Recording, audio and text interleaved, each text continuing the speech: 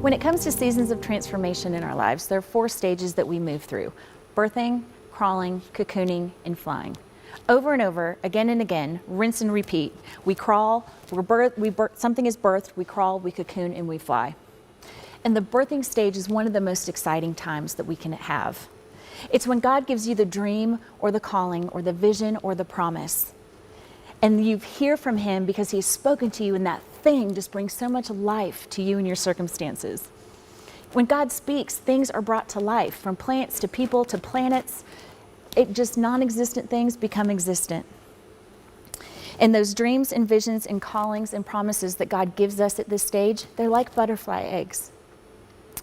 When a mom butterfly lays her eggs, she picks a very specific, very intentional, dark and quiet leaf in which to place the egg. It requires intentional searching to find them. They're so hidden. And did you know that if you were to examine a butterfly egg with a microscope, you would actually see in it the shape of the caterpillar? You would be able to tell this is a caterpillar inside that egg if you look at it really closely. And that's exactly what we do when we have these birthing things that God gives us. We examine them up close and we poke them and we prod them. When they're supposed to breathe and expand in a dark and quiet place, we get all up in its business, exposing it to the light, and we call everybody over to come look at it. We name it, we cradle it, and we just plan out every step for it before it's even had a chance to be birthed. We think we know exactly where it's going, what it's going to do, and how it's going to get there. We think it's just a caterpillar. We think it's going to have many legs when it's really just going to have wings. We think it's going to be fuzzy and crawling when really it's going to be sleek and gorgeous and elegant and fly. All the while, God is shaking his head and saying, no, you don't get it at all. Just let me do my thing with this. Put it in your back pocket and just let me do my thing. When that calling, that dream, that vision, or that promise doesn't end up looking like we think it's going to look, we get frustrated and angry, shaking our tiny fists at God, saying, what have you done? We kind of get pissed off, really, is what we do. We get so focused on the egg itself that we lose faith in God. We think he can't do what he said he's going to do, when all the while it's just a matter of he's not finished yet. We can't see the whole picture. In every egg that God births in our lives, only he alone knows exactly what it's going to become. He has every moment planned out from the very beginning. And here's the truth that we always forget.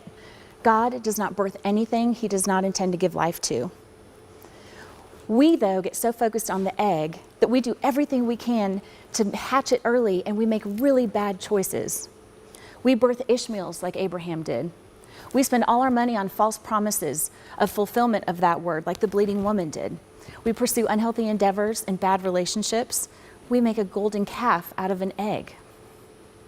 And so God, in his infinite wisdom and his grace, has to take us through a cycle of transformation so that our interpretation of his word can die and we will accept his definition of it. We see this over and over again in the Bible. You know, the bleeding woman interpreted that she would be made well and spent all her money on doctors. But God's definition was that Jesus himself would heal her.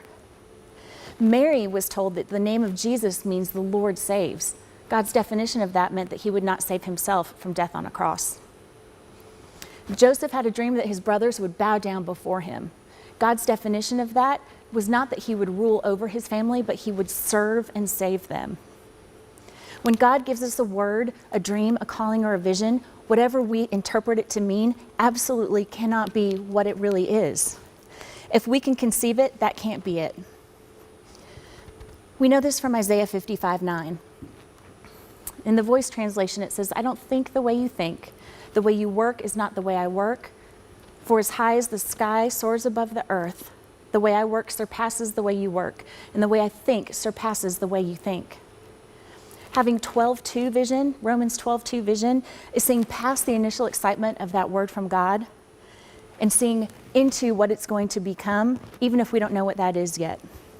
It's being renewed by our mind, focusing on Jesus himself, not just the egg. It's preparing ourselves that the outcome is going to look different than we think it is.